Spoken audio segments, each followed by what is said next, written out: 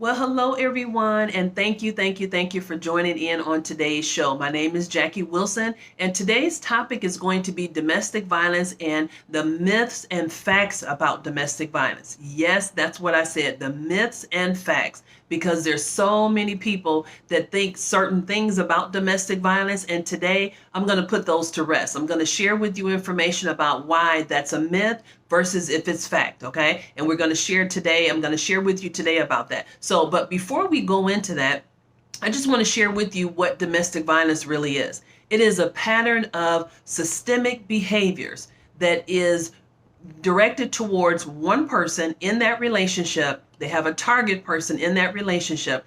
And the reason for doing these behaviors is to gain, maintain power and control over that individual in the relationship. Now, you might say, well, if the person is an abusive person, aren't they always abusive to everybody? No, that is a myth. That's myth number one. No, they're not always abusive to everyone. They have a specific person that they are abusive to. Now, they can also have a secondary person that they're abusive to, which could be a pet, could be a child, could be a family member on that person's side, or it could be one of their family members that that individual is abusive to. Those are only going to be the people that they're going to be abusive to. They're not even abusive to people on their job or when they go out to restaurants. They're not abusive. You know why? Because they don't want everybody to know that they have an anger management issue, that they are a narcissistic person, that they are an abuser. They don't want anyone to know that other than the targets. Those are the only people that's going to feel the brunt of that anger from that individual. So now, that was myth number one. Let's go on. So I found out that most people think that domestic violence is only physical. That's another myth. Not true at all. Domestic violence is not just physical, it's verbal, it's sexual, it's a financial abuse, it's spiritual abuse. I almost forgot, right? It's spiritual abuse. It is immigration status is a form of abuse. It is also what's the other one that I want to say? Reproductive coercion is a form of abuse. So these are so many different forms. It's not just physical. So get that thought out of your head right now. That is a myth. If you're looking for that person to only be physical with you, he or she could be verbally abusive. They could be sexually abusive with you. They could be emotional, mental, psychologically abusive to you, financially abusive. It's so many different other forms. So don't just focus on the physical. Well, if he's not hitting me or she's not hitting me, then it's not abuse. No, that is another myth. You want to keep that myth out of your head and focus on the behaviors of that individual. What are they doing that's causing you harm, that's causing you to be angry, that's causing you to be hurt, that's hurting you? What are their behaviors doing that is hurting you? That is abuse. Okay, there's no way you can say that's love for a person to treat you that way. Okay. So now let's go on. I got a little ahead of myself. I'm just telling you about all the myths that I remember. So domestic violence only occurs in lower class immigrant and minority communities. Oh my gosh, that is so far from the truth, because domestic abuse, it has no respect to person. It doesn't matter what your job is. It doesn't matter what your financial status is, what your zip code is. It does not matter what your education is. It doesn't matter what your race is. Anybody can be a victim of domestic violence, whether indirectly or directly. Keep that in your mind, okay? Now, is it easy to leave an abusive relationship? Oh my gosh, I should have saved this until the end. I get this question asked so many times. No, it is not easy to leave an abusive relationship. Why, you may ask? Because that is the most dangerous time for a person to, if you're in an abusive relationship, you're in a physical altercation, and you get up and say, I'm leaving. Right there, by you just speaking that, that is a death wish for that individual. Because the person that is abusing you is going to think, okay, you're leaving, so you can go call the police, you can go tell other people, you can cause me to lose my job, you can cause me to lose my children. You know, so many different thoughts is running through this person's head. If I can't have you, nobody else is going to have you. So right there, by you saying I'm leaving, you have given that person the thought to take your life at that point. I'm just going to be blank, point blank period with you. So whatever you do, if you happen to be in an abusive relationship, please do not tell that person that you are going to leave them. Because like I said, you are giving yourself a death wish by saying that. Do not say that. If you're planning to leave, that's different. Then prepare yourself to leave. But don't just say, I'm leaving right at that point, because that will make that person snap and he or she will take your life. And then they will turn around and take their life. Okay. I've heard it happen too many times before. I've coached individuals that have been in life or death situations. In an abusive relationship, you can read article after article online. You can see, different articles on the news where individuals were planning to leave. The abuser knew about it and decided to take that person's life, or they filed for divorce. They left.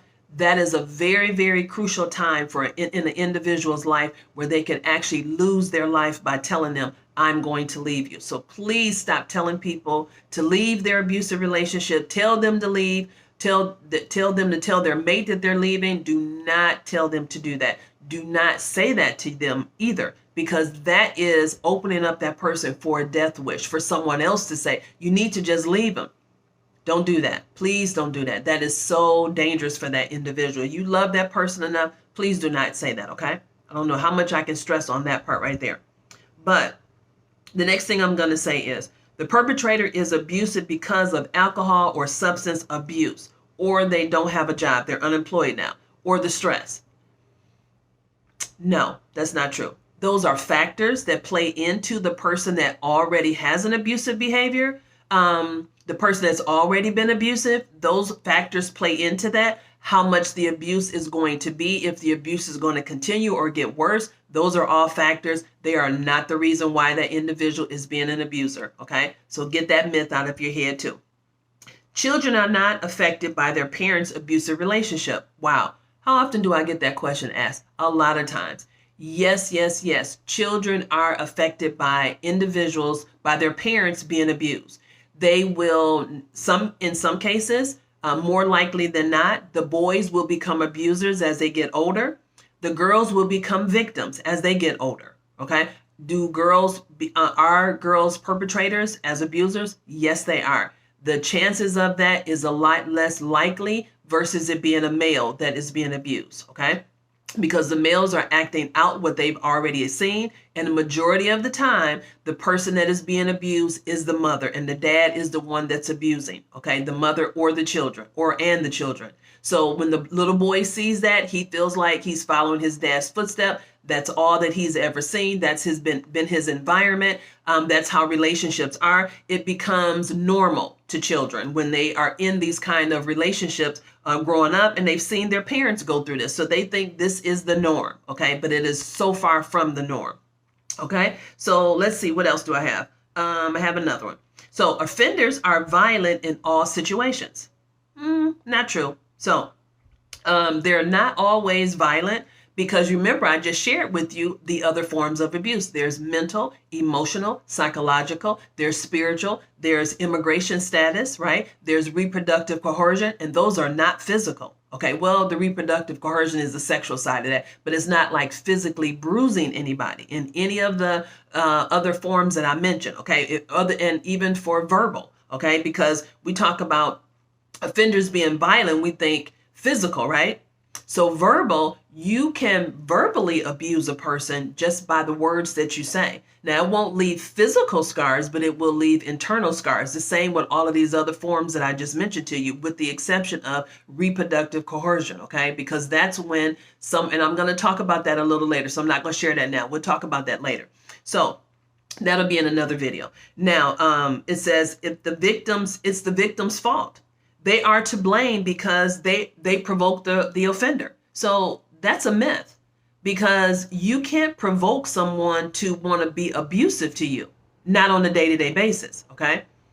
That person already has the thought to be abusive. So he or she is just acting out what has 9 times out of 10 has happened to them as a child. This is what they've seen. This is what they have experienced, has been abused. So for them, they think this is the norm. And so they're acting out. So any little thing, just the fact of saying, well, I don't agree with you, can cause a person to, become physically abusive.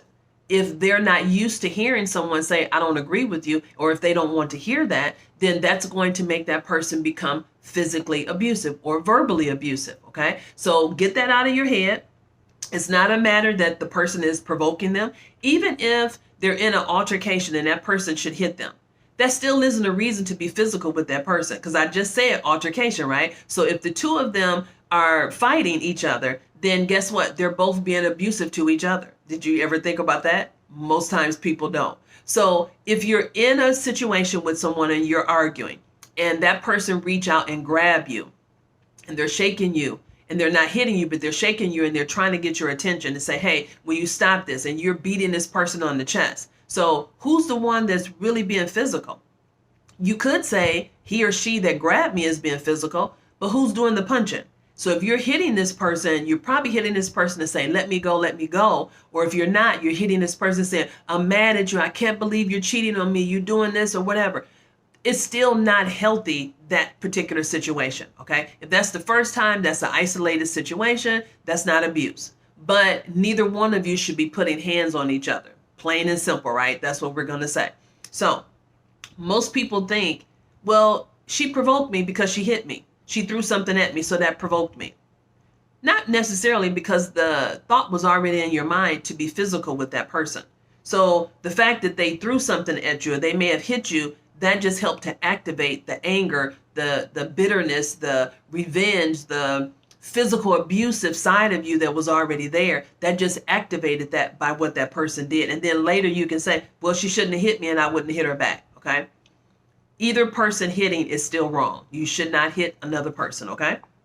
So let's go into this other one. They just drink a lot and have an angry personality. It's just who they are. So how often have you heard that? Well, he's just an angry person, or she's just an angry person. Every time she drinks, this is how she acts. And that makes it okay? No, it does not make it okay. That is not excusable behavior for someone to drink and act the way that you're just saying that that person is acting.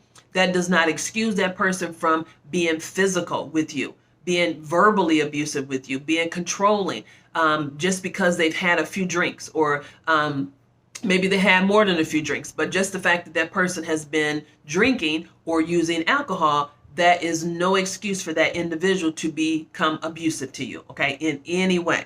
So, and remember what I said, the alcohol and the drugs is only a minor factor, okay, in why that person is acting that way. They already have it inside of them to be aggressive, to be abusive. So having a few drinks, having some, using some alcohol or drugs or something like that to get them going is just adding on to what they already are, who they already are, and their behavior, okay? So it does not excuse it, okay? Now, the offender didn't leave because they must love that kind of treatment. Really? Did somebody just say that? Did you really just say that that person stayed in that relationship because they love being abused? In all the years that I've been a life coach, I've never met anybody that said, I like being abused. They've always been afraid of that abuser. They're terrified of that person. There's physical scars to show that that individual has been physically abusive to them. They have nightmares. They're not able to sleep because of this person. They're depressed. They're dealing with anxiety because this person has been abusive to them. So it's not a matter that they love being in that kind of a relationship. They're terrified. They're afraid. They don't know what to do. They're feeling as though they're feeling helpless. They're feeling hopeless, like, I don't know what to do. If I leave, he or she has already threatened to harm me. They're going to harm my children. They're going to harm my family members. They're going to hunt me down. They've already told me they're going to stalk me. Maybe they've already been physically abusive to me. Maybe they've already showed signs. Maybe I've gone to work and that person has just popped up at my job, right? That's stalking. So that's a threatening act towards that individual. So trust and believe. The reason why that individual has not left from that relationship is because they are fearful of that person. That person has showed an angry side to them that only they know about, and they have not shared that information with you, but they are fearful of their life if they leave this individual, okay?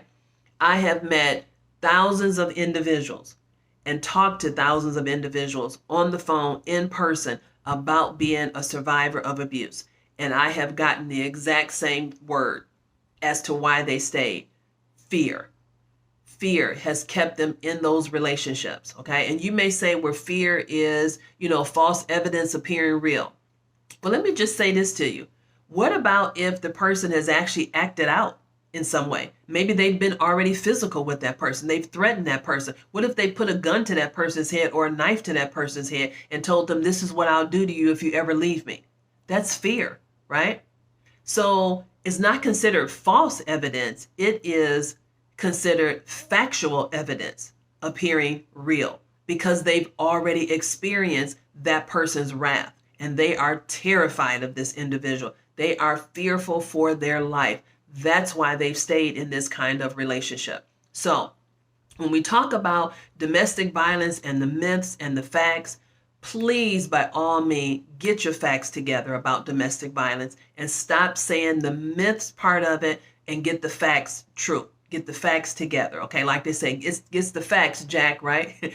Get the facts, because it's so very, very crucial for the loved ones in your life for you to share the right information with them and not the wrong information with them. And the wrong information would be to tell them you need to leave from this relationship. Girl, if I was you, I would leave. Man, if I was you, I wouldn't put up with that. I would be gone. Okay? For you to say that, you're judging that individual and you're going to make that person feel less likely to talk to you because they're not going to feel like you're a safe place to talk to. And that's not what you want, because when you cut off your communication with them, then guess what? They probably don't have other people that they're talking to about their situation.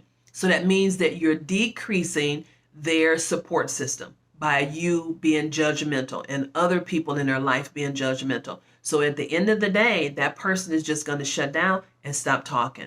And they're just going to suffer in silence in that abusive relationship because of all of the judgment that they're getting when they're in that relationship and they're seeking help. Okay. So with that being said, I hope what I've shared with you all has been very, very beneficial. I have included in the feed of this video the National Domestic Violence Hotline number, which is 800-799-7233 or 799-SAFE. You can call that number and they will definitely help you over the phone, give you some great information and help you find shelter. So with that being said, I greatly appreciate you all joining in with me today. And thank you for joining on the video for today and also for subscribing to my channel. And if you haven't subscribed, please do so at this time. Thank you very much and you have a great day. And I will see you guys when you got it on the next video, which is coming soon. Talk to you soon. Bye-bye.